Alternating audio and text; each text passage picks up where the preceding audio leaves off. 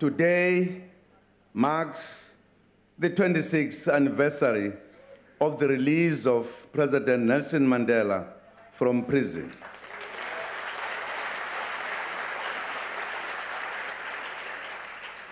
Which was one of the most remarkable episodes in the history of our country. It is also the 50th anniversary of the declaration by the National Party regime that District 6 would be a white-only area, leading to the forced removals of more than 60,000 residents. The year 2016 also marks the 20th anniversary of the signing into law by President Madiba of the Constitution of the Republic. The signing took place in Sharpeville on the 10th December 1996. We are proud of our democracy and what we have achieved in a short space of time. Our democracy is functional, solid, and stable.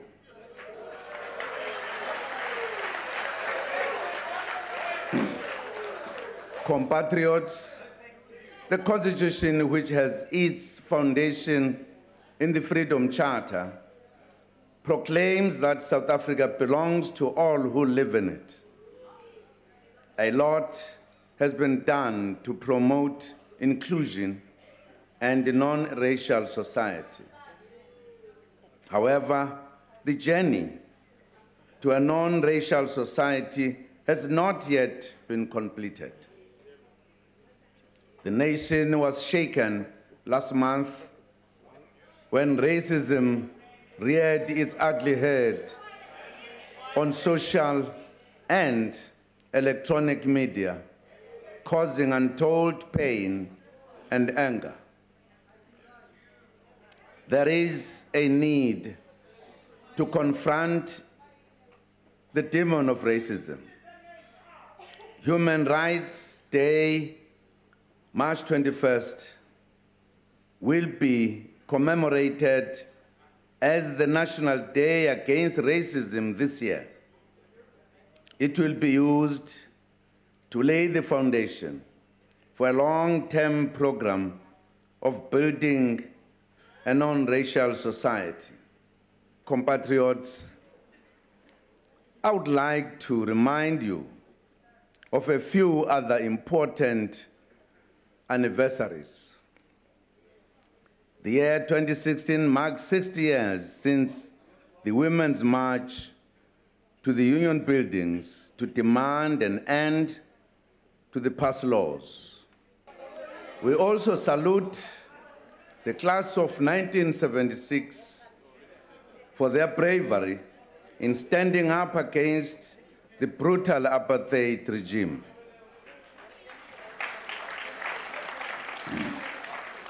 We acknowledge one of the activists of that era, the Deputy Secretary of Parliament, Ms. Baby Jawa, who is in our midst.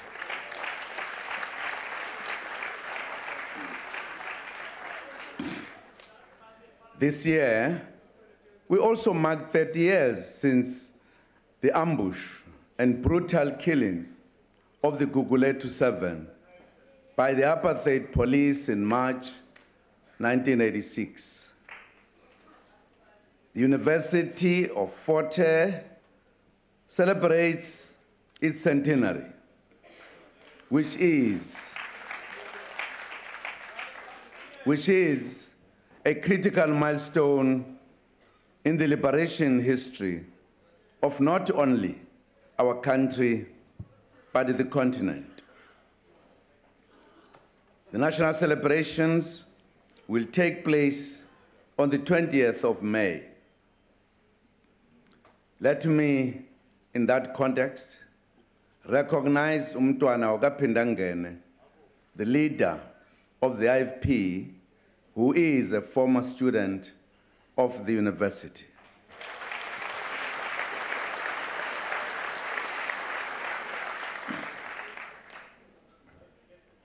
The year 2016 also marks the centenary of the Battle of Devil Woods in France, which took place during the First World War.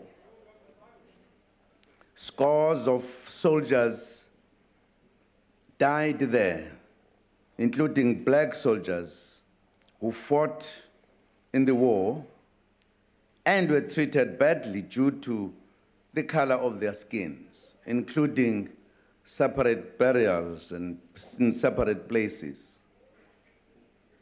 A memorial that will restore their dignity and humanity is scheduled to be unveiled in July this year in France. Compatriots, allow me as well to recognize three special guests who are also with us today. The chairperson of the National Church Leaders Forum and Archbishop of Cape Town, Archbishop Thabo Makgoba.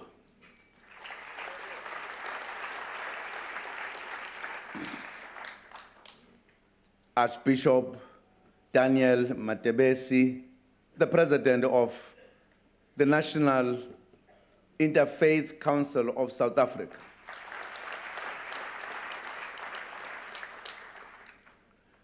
And Bishop Sipho Siwa, the presiding bishop of the Methodist Church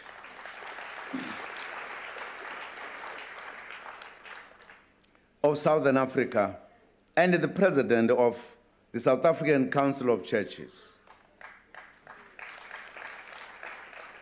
Madam Speaker and Madam Chairperson, a resilient and fast-growing economy is at the heart of our radical economic transformation agenda and our national development plan. When the economy grows fast, it delivers jobs, workers earn wages, and businesses make profits. The tax base expands and allows government to increase the social wage and provide education, health, social grants, housing, and free basic services faster and in a more sustainable manner. Our economy has been facing difficulties since the financial crisis in 2008. We embarked on an aggressive infrastructure development program to stimulate growth. Our reality right now is that global growth still remains muted. Financial markets have become volatile. Currencies of emerging markets have become weak and they fluctuate widely. The prices of gold, platinum, coal, and other minerals that we sell to the rest of the world have dropped significantly and continue to be low. The economies of two of our partners in BRICS, Brazil and Russia, are expected to contract this year. The third, China, will not register the kind of robust growth that it is known for. Because our economy is relatively small and open, it is affected by all of these developments. Our economy is also affected by domestic factors such as the electricity constraints and industrial relations, which are sometimes unstable. The IMF and the World Bank predict that the South African economy will grow by less than 1% this year. The lower economic growth outcomes and outlook suggest that revenue collection will be lower than previously expected. Importantly, our country seems to be at risk of losing its investment grade status from ratings agencies. If that happens, it will become more expensive for us to borrow money from abroad to finance our programs of building better life for all, especially the poor. The situation requires an effective turnaround plan from us. It is about doing things differently and also acting on what may not have been acted upon quickly before. I will share a few points that we believe would make a difference. First, our country remains an attractive investment destination. It may face challenges, but its positive attributes far outweigh those challenges. We must continue to market the country as a preferred destination for investment. This requires a common narrative from all of us as business, labor, and government.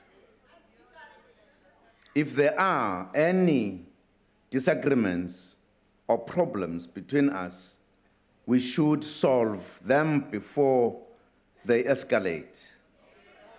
This is necessary for the common good of our country. We have heard fruitful meetings with business, including the high-level meeting with CEOs on Tuesday this week. We have heard the suggestions from business community on how we can turn the situation around and put the economy back on a growth path. We have heard the points about the need to create the correct investment support infrastructure. Government is developing a one-stop shop Invest South Africa initiative to signal that South Africa is truly open for business. We will fast-track the implementation of this service in partnership with the private sector. Such an initiative requires that government removes the red tape and reviews any legislative and regulatory blockages. We have established an interministerial committee on investment promotion, which will ensure the success of investment promotion initiatives. Compatriots, we have heard the concerns raised about the performance of state-owned enterprises and companies. Many of our SOEs are performing well. Central has built some of the best roads in Gauteng.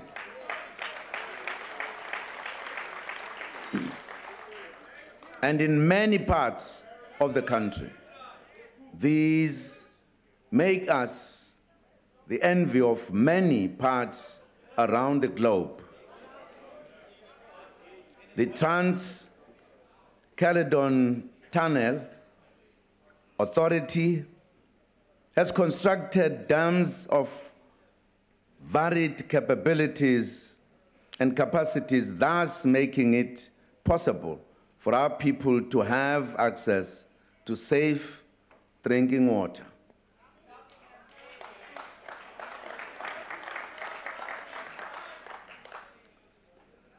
Transnet has built rail infrastructure which has enabled our country's mines to move massive bulk of commodities through our ports to markets around the globe.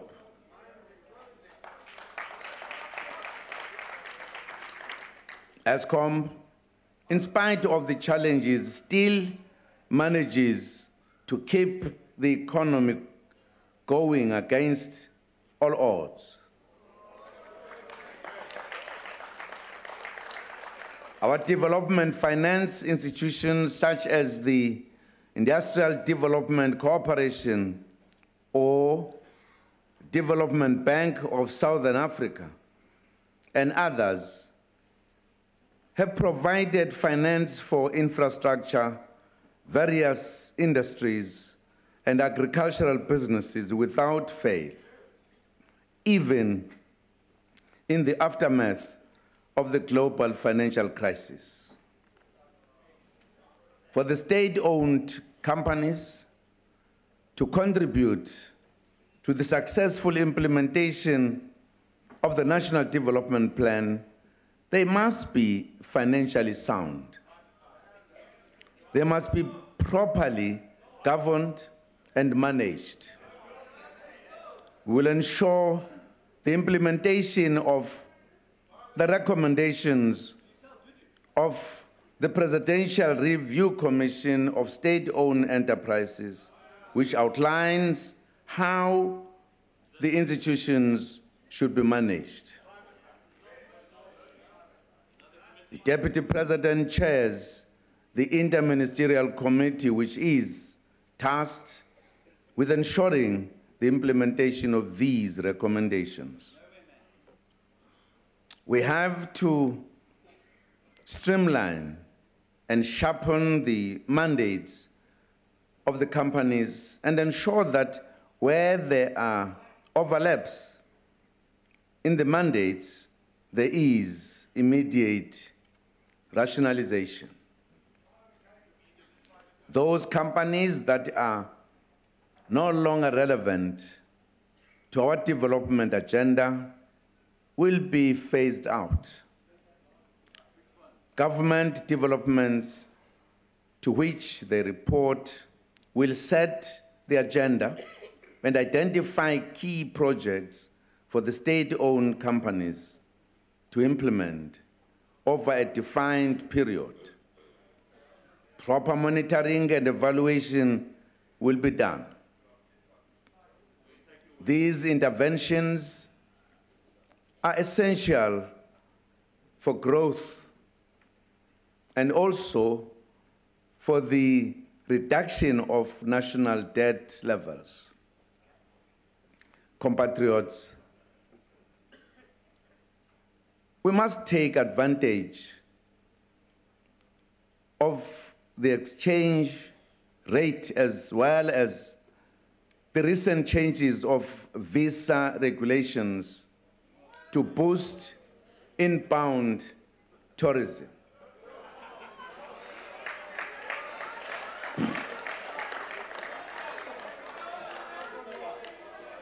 South Africa's tourism will invest 100 million rand a year to promote domestic tourism, encouraging South Africans to tour their country. We have heard concerns from companies about delays in obtaining visas for skilled personnel from abroad, while we prefer that employers prioritize local workers. Our migration policy must also make it possible to import scarce skills. The draft migration policy will be presented to Cabinet during the course of 2016. We've heard the appeals for policy certainty in the mining sector, especially with regards to the Minerals and Petroleum Resources Development Bill. The bill was referred back to Parliament last year. We await Parliament to conclude the processing, which we trust will be done expeditiously. Compatriots, we need to empower SMMEs to accelerate their growth. Access to high-quality, innovative business support can dramatically improve the success rate of new ventures. The Department of Small Business Development was established to provide such targeted support to small business. Economic transformation and Black empowerment remain a key part of all economic programs of government.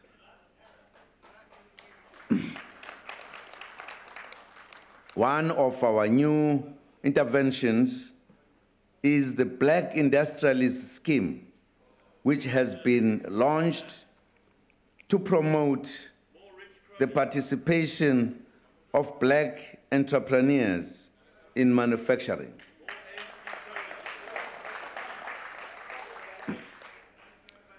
We urge big business to partner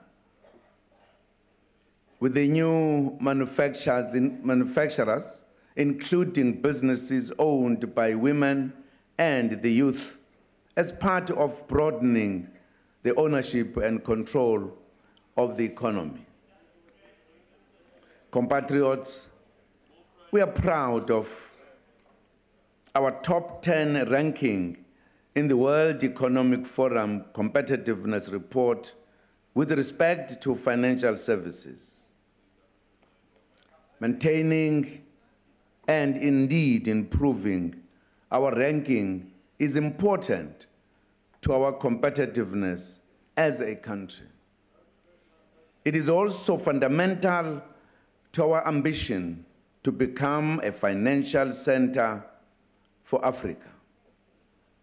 The banks, through the Banking Association of South Africa, are to launch a project aimed at establishing a center of excellence for financial services and leadership training. This will ensure that, as a country, we can attract, nurture, develop, and retain the best talent in financial services in our country and across our continent. They will work with the Minister of Finance and the National Treasury to get this one. We believe that this will, over time, ensure that we can expand the pool of financial skills and broaden the job opportunities for many young people.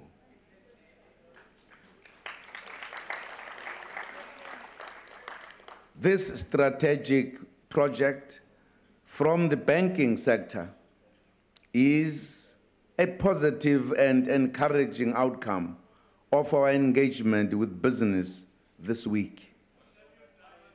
Together, we move South Africa forward.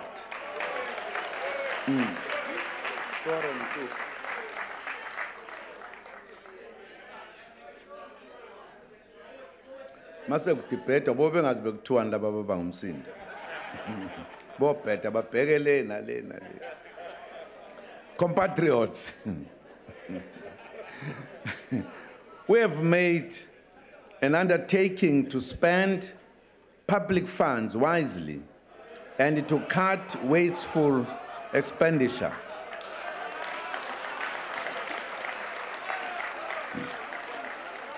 But without compromising on the core business of government and the provision of services to our people.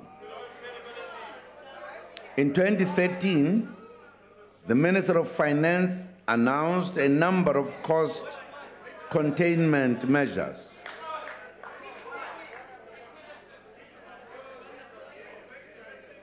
Excessive and wasteful expenditure has been reduced, but there is still more to be done to cut wastage. I would like to announce some measures this evening. Overseas trips will be curtailed, and those requesting permission will have to motivate strongly and provide the benefit of the country.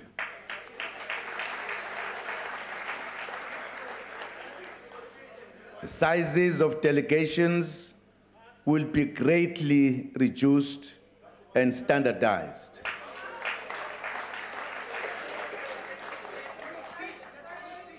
Further restrictions on conferences, catering, entertainment, and social functions will be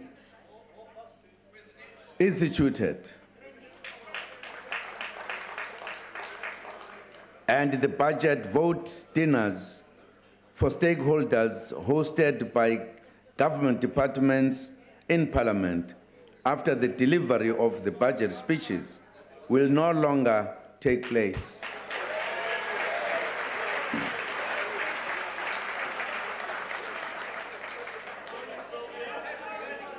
The Minister of Finance will announce more measures and further details in the budget vote speech on the 24th of February. Order, members. Don't drown the speaker on the podium. They've been just saying the people are listening in the country, and let the people listen. Bazwa kahle bandla.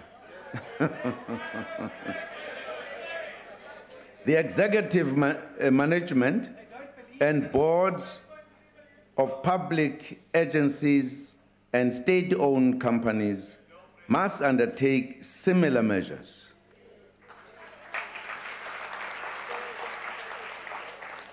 I also invite premiers of all 9 provinces, as well as mayors, to join us as we begin eliminating wasteful expenditures within government.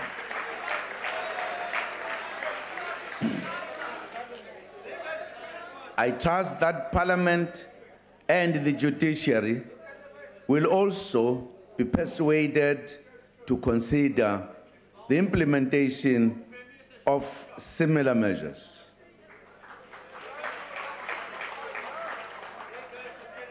Compatriots, a big expenditure item that we would like to persuade Parliament to consider is the maintenance of 2 capitals.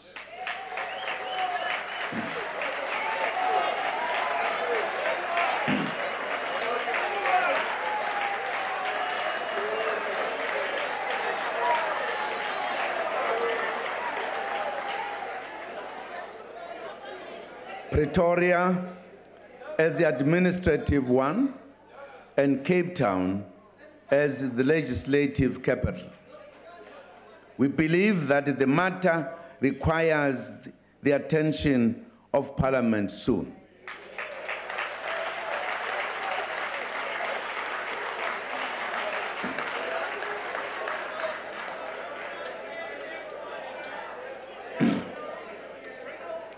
The executive has looked into this matter, and the cost is too big to be maintained,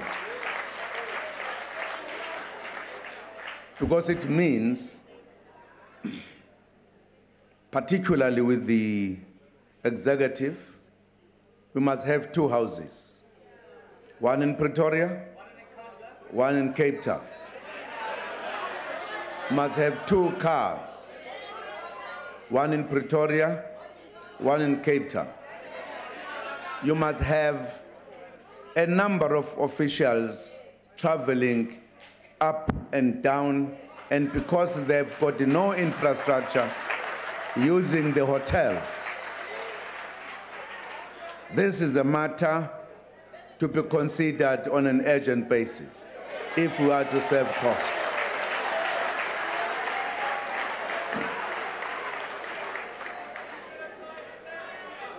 Compatriots, we all have a lot to do to turn the economy around and to cut wastage. We will go through a difficult period for a while, but when the economy recovers, we will be proud of ourselves for having done the right things.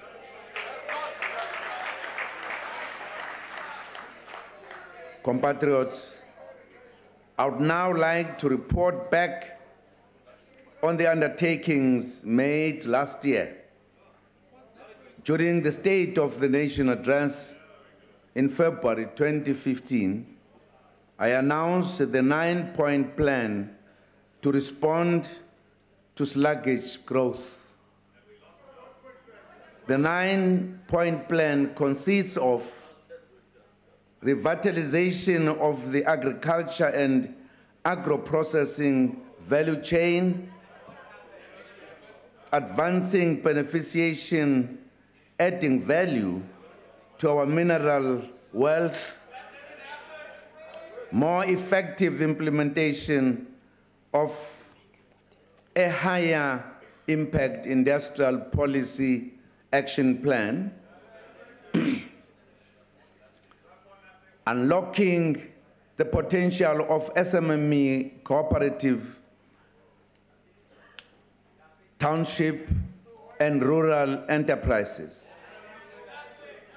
resolving the energy challenges, stabilizing the labor market, scaling up private sector investment, growing the ocean economy, cross-cutting areas to reform, boost, and diversify the economy, science and technology and innovation, water and sanitation, transport, infrastructure, broadband rollout, state-owned enterprises.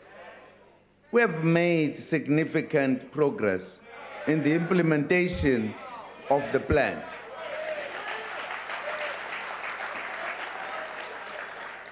Progress has been made to stabilize the electricity supply. There has been no load shedding since August last year.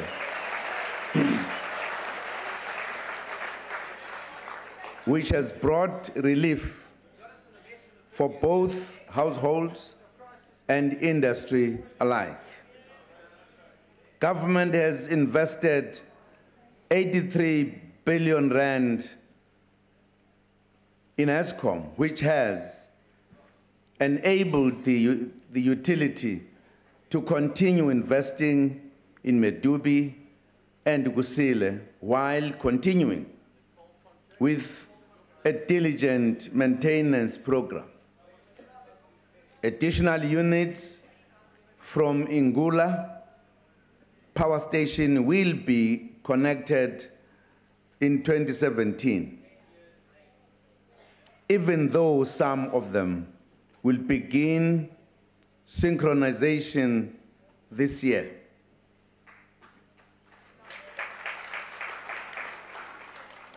The multiple big windows of the Renewable Independent Power Producer Program have attracted an investment of 194 billion rand.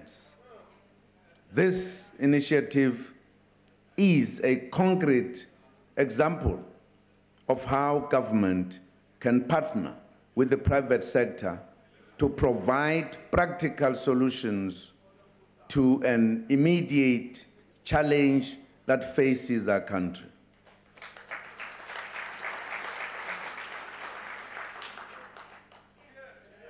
Cheers. Can't eat.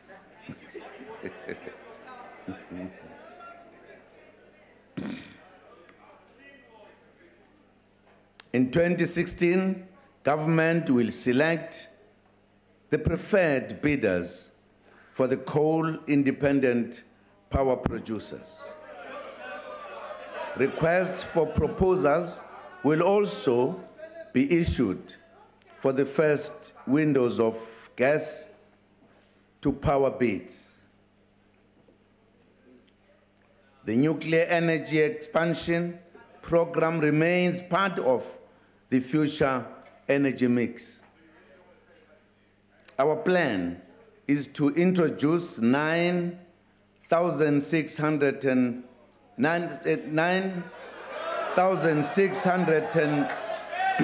megawatts of nuclear energy in the next decade, in addition to running Koeberg nuclear power plant. We will test the market to ascertain the true cost of building modern nuclear plant. Let me emphasize that we will only procure nuclear on a scale and pace that our country can afford.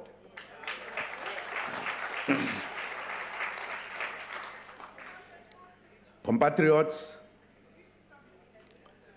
our government, through the Department of Trade and Industry, introduced a number of initiatives in the past few years to boost investments in the manufacturing sectors, especially textile, leather, and the automotive sector. Progress has been made in these sectors. The incentives for the automotive sector have attracted investments of over 25 billion rand over the last 5 years. We welcome key investments from Mercedes, General Motors, Ford, Beijing Auto Works, the Meta Group, BMW, Goodyear, and VW. The clothing and textile sector has also been successfully established after a difficult few years. Multinational companies such as Nestle, Unilever, Samsung, and Hensese have also affirmed South Africa as a regional infrastructure hub. They have retained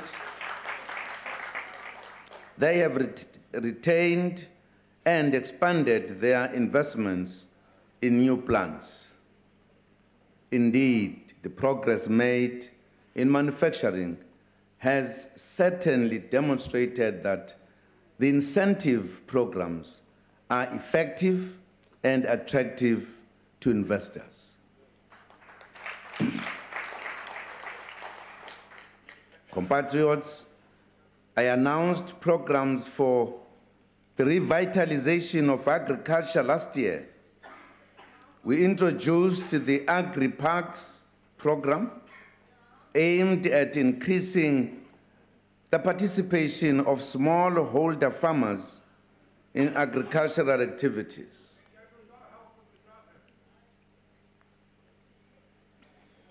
Construction has begun in at least 5 spring parks, which are Westland in Gauteng, Springbok Pan in Northwest, Wilsberg in Western Cape, Ngocha in the Eastern Cape, and Inkangala in Mpumalanga. The agricultural program must empower women farmers as well. Allow me to introduce the winner of the Female Entrepreneur of the Year 2015, Miss Julia Shungube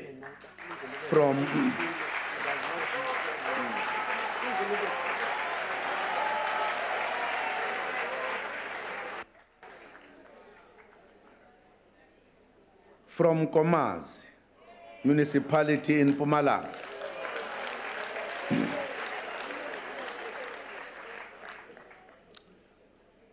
She has succeeded, having come from the security sector. She has been working as a security. And in the process of her working as a security, started farming. And that activity led her to become the best young farmer in South Africa. Well done.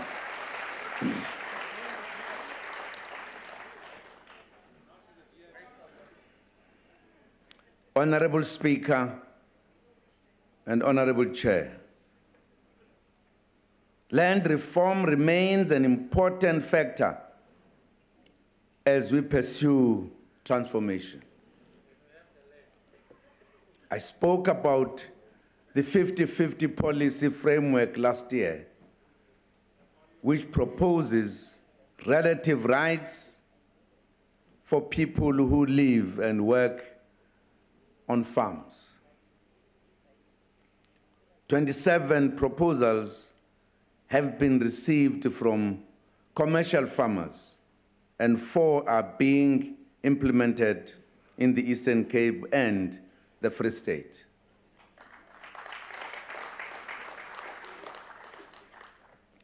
I also announced the regulation of land holdings bill, which should place a ceiling on land ownership at a maximum of 12,000 hectares and would prohibit foreign nationals from owning land.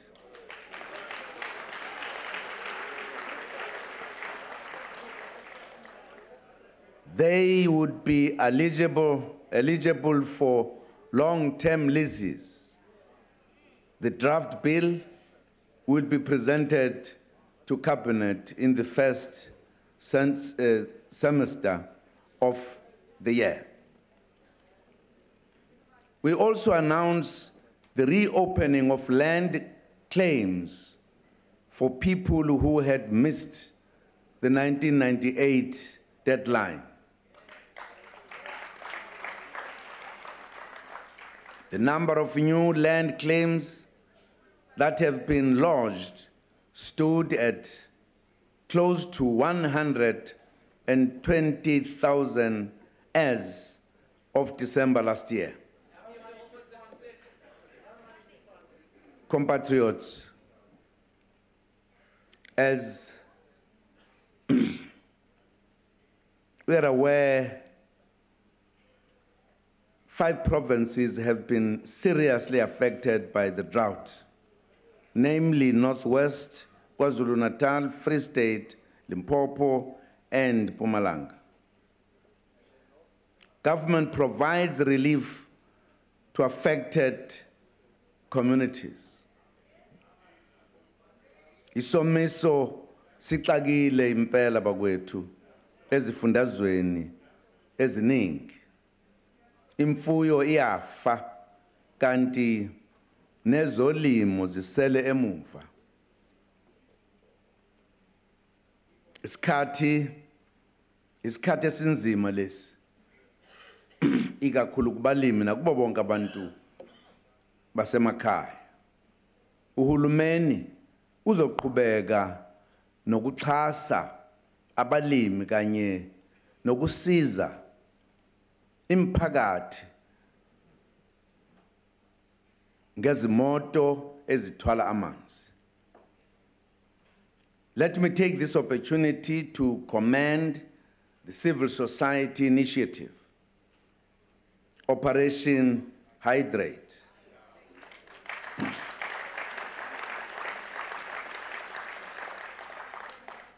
And others for the provision of water relief to many communities in distress.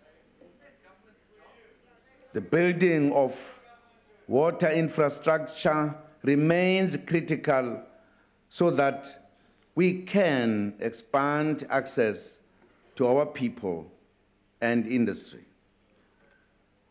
The first phase of the Mokolo and Crocodile water augmentation project in Lephalale area in Limpopo is fully operational. It would provide 30 million cubic meters of water per annum. The raising of the Clan William Dam wall in the Western Cape entails raising the existing dam level by 13 meters to provide additional water supply.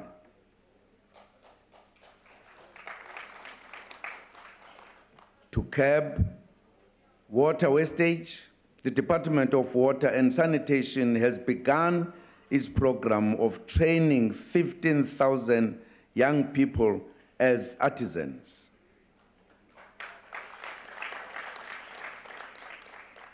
Madam Speaker, Madam Chairperson, on improving labor relations, we welcome the agreement reached by social partners at NEDLAC on the principle of a national minimum wage.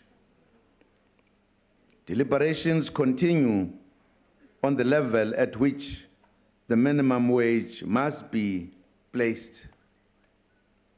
It is important to emphasize that the national minimum wage should be implemented in a manner that does not undermine employment creation, the thriving of small businesses, or sustained economic growth.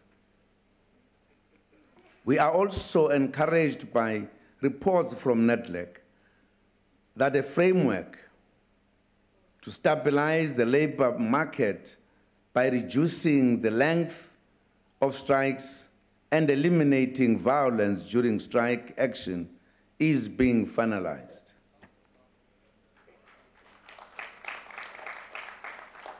We have heard the concerns of labor and tax Amendment Act that I signed into law in December, following its passing by Parliament. Government is in discussion with COSATU about the matter, and a solution is being sought.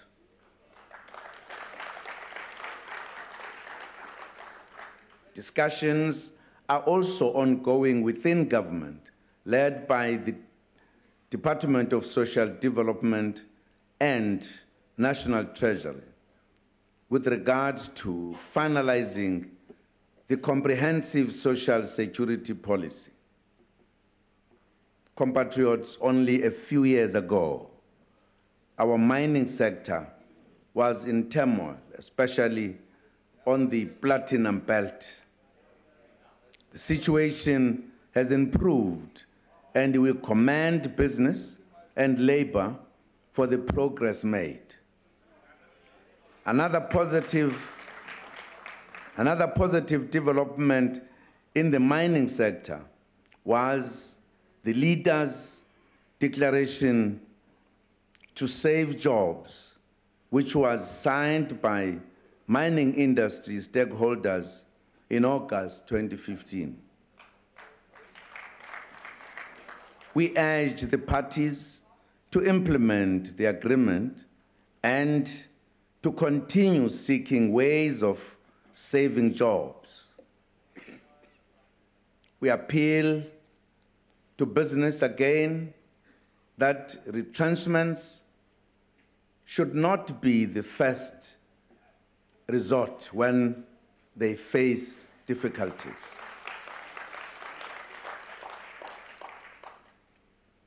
Compatriots, in 2014, we launched the popular Operation Phakisa Big Fast Results methodology and implemented it in the ocean economy, health, education, and mining sector.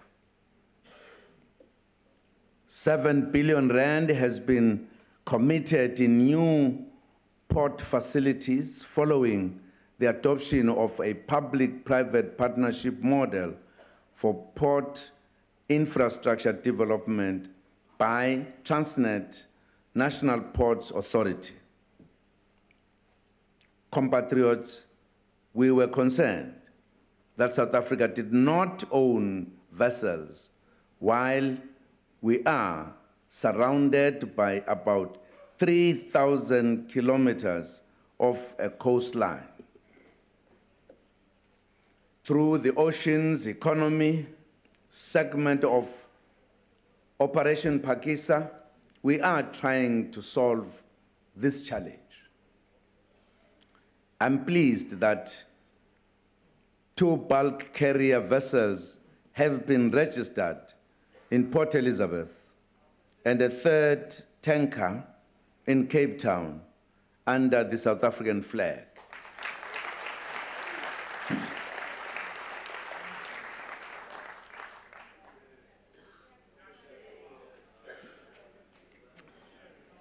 Cheers. Another positive Operation Phakisa development has been launched of the fuel storage facility here in Cape Town, bringing an investment of 660 million rand.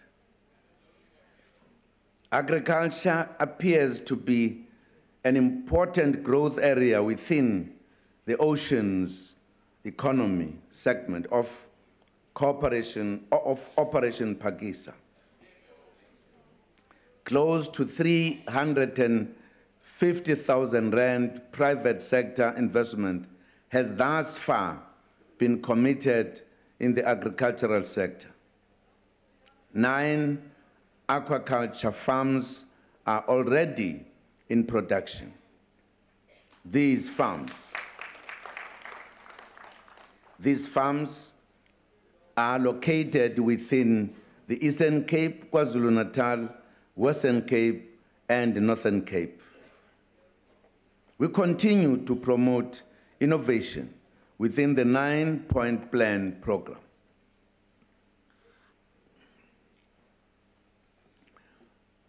The Department of Science and Technology will finalize the Sovereign Innovation Fund, a public-private funding partnership aimed at commercializing innovations that are from ideas from the public and the private sector. Government will fast-track the implementation of the first phase of broadband rollout to connect more than 5,000 government facilities in 8 district municipalities over a 3-year period. Funding to the tune of 740 million rand over a 3-year period has been allocated in this regard.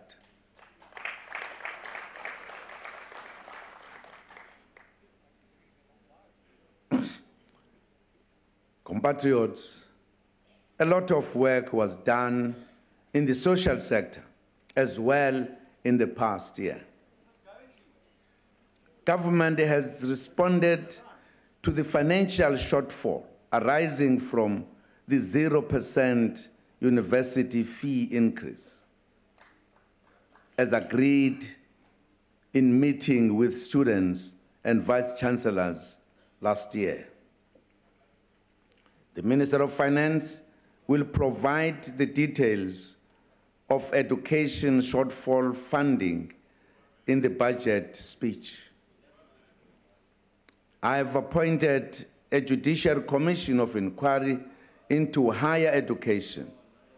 We urge all stakeholders to cooperate with the commission and help ensure its success.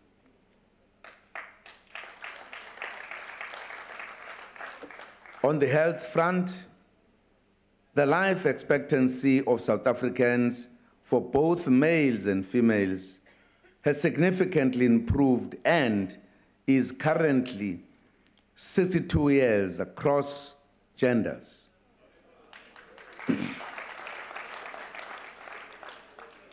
Which is an increase of 8.5 years since 2005.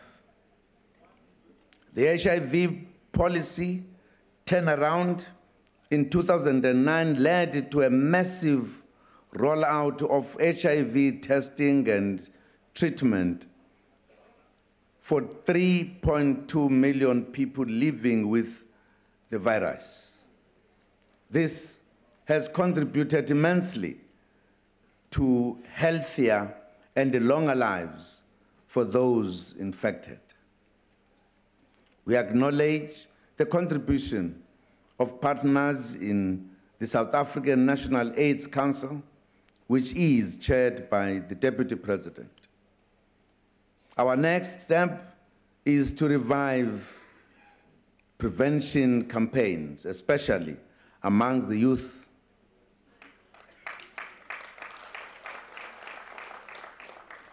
The Minister of Health will soon announce a major campaign in this regard.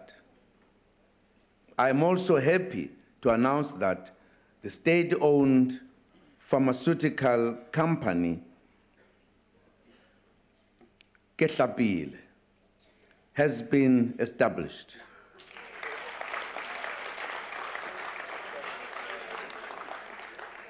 Ketlapela. Ketlapela. Pila. Ke yona eo.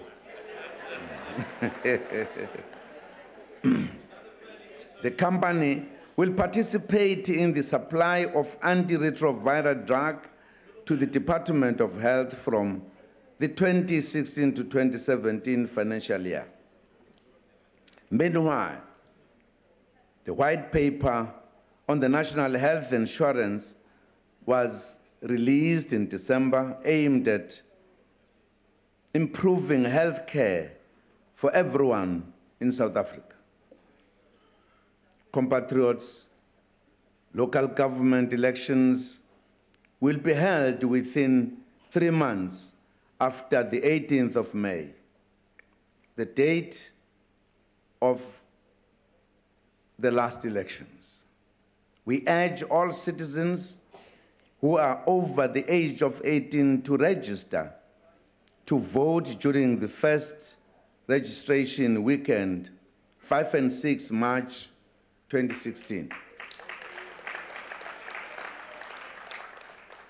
We urge the youth, in particular, who are turning 18 years of age this year, to register in their numbers for this first ever opportunity to cast their votes.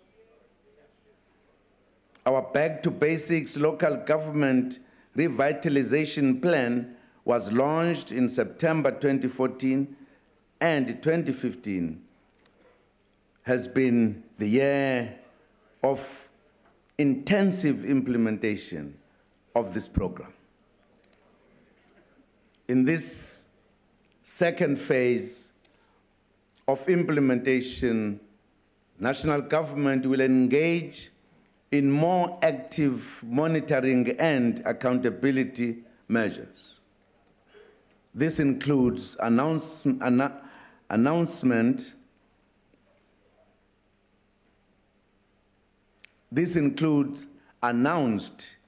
municipality visits, spot checks of supply chain management processes, the implementation of recommendations of a forensic report, site visits of municipal infrastructure grant-funded projects, and increased interventions to assist struggling municipalities.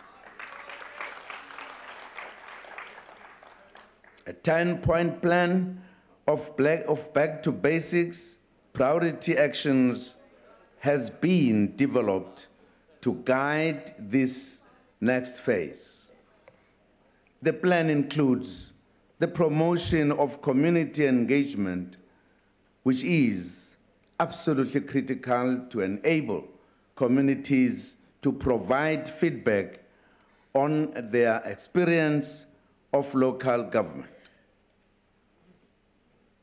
I already undertook a walkabout at Marabastad Taxi and Bus Rank in Pretoria on Monday to speak to informal traders and commuters. The majority of complaints and issues raised related to municipal services.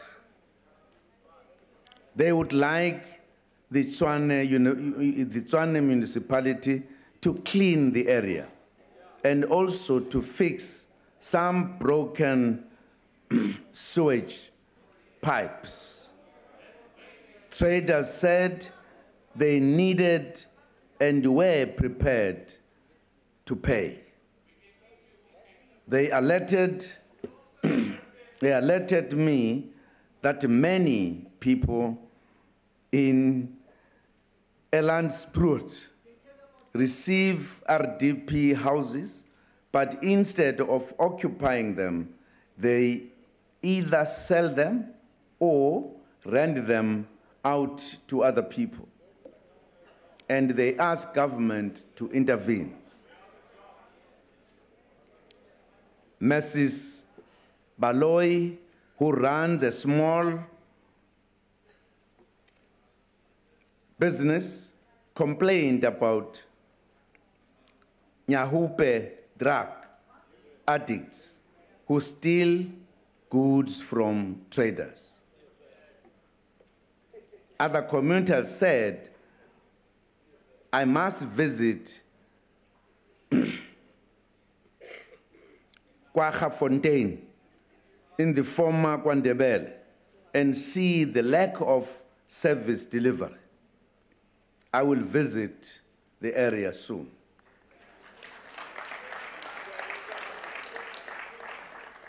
I was also able to speak to foreign nationals who said they queue daily to apply for documentation from the Department of Home Affairs. We will continue to visit communities to hear their concerns and suggestions.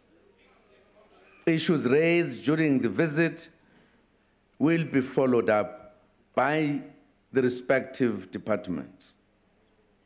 In this instance, the head of the office at Marabastad of Home Affairs responded to all issues raised by the foreigners. It was clear that some of them did not understand the procedures, but of course, we also said there must be a communication between the office there to the people who are outside. And I've already spoken to the Minister of Home Affairs about making it a point that those people where they stand, we prepare a place better.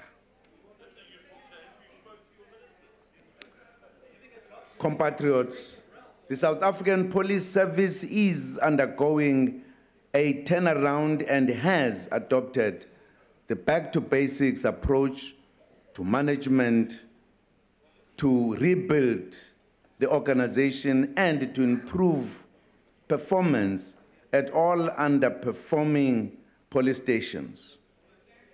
We note, sadly, as well that 57 police officers have been murdered to date during the 2015 to 2016 financial year. We condemn this criminality strongly. We urge the police to defend themselves when attacked within the confines of the law. Compatriots, the African continent remains central to our foreign policy engagements. South Africa continued to support peace and security and regional economic integration through participation in the African Union and the Southern African Development Community initiatives. We continued to assist sister countries in resolving their issues, for an example, in Lesotho and South Sudan. The South African National Defense Force represented the country bravely and remarkably well in peacekeeping missions on the continent. We are truly proud of our soldiers. They will be showcasing their capability in Port Elizabeth from the 13th to the 21st of February, the celebration of Armed Forces Day. The agreement by BRICS nations of the New Development Bank, or BRICS Bank, came into force, and the bank is envisaged to approve its inaugural projects in April this year. We participated in the India-Africa Summit, as well as the Forum of Cooperation between Africa and China, as we strengthened these important partnerships. China announced investments of 50 billion US dollars, of which South Africa will receive 10 billion US dollars for infrastructure, industrialization, and skills development. On North-South cooperation, we continue to engage, the engagements with the European Union as a bloc, which is our largest trading partner and foreign investor. over 2,000 EU companies operate within South Africa, creating over 350,000 jobs. South Africa's relations with the USA and Canada continue to strengthen, especially in the areas of economy, health, education, energy, water, safety, and security, capacity building, and the empowerment of women. The renewal and expansion of the Africa Growth and Opportunity Act, AGOA, provides a platform for the enhancement of industrialization and regional integration. All outstanding issues around AGOA are being attended to. Compatriots, we extend good wishes to all athletes who have qualified for the Olympic Games to be held in Rio de Janeiro. We encourage participation in several programs aimed at promoting health styles and nation building.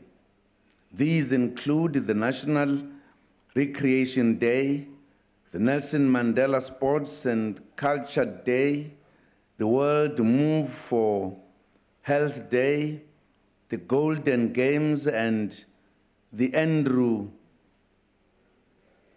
Mlangeni Golf Development Day.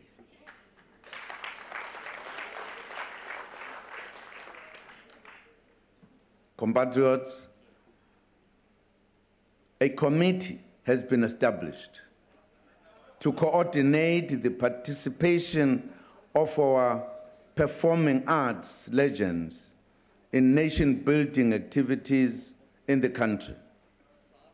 The Living Legends Committee is chaired by playwright Mr. Welcome Somi, working with music icon Ms. Letambulu as deputy chair.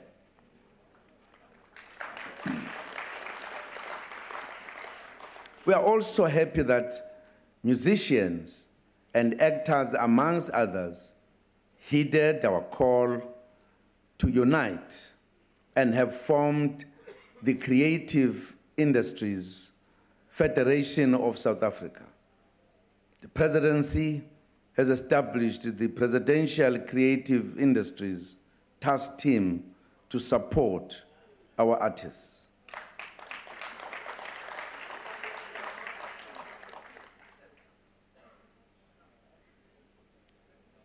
Compatriots, to achieve our objectives of creating jobs, reducing inequality, and pushing back the frontiers of poverty, we need faster growth. In the National Development Plan, we set our aspirations, our aspirational target growth of 5% per year, which we had hoped to achieve in 2019. Given the economic conditions I've painted earlier, it is clear that we will not achieve that growth target at the time we had hoped to achieve it.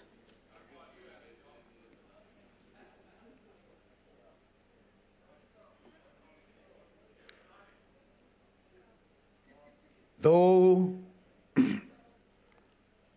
the touch of global and domestic conditions should propel us to redouble our efforts, working together as all sectors. In this regard, it is important to act decisively to remove domestic constraints to growth. We cannot change the global economic conditions, but we can do a lot to change the local conditions.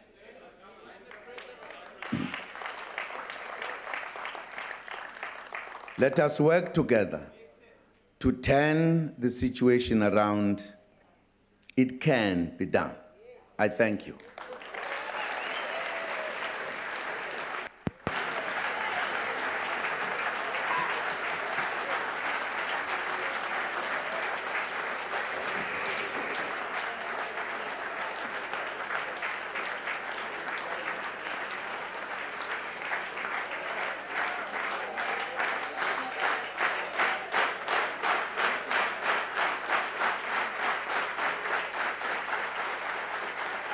Thank you, Mr. President.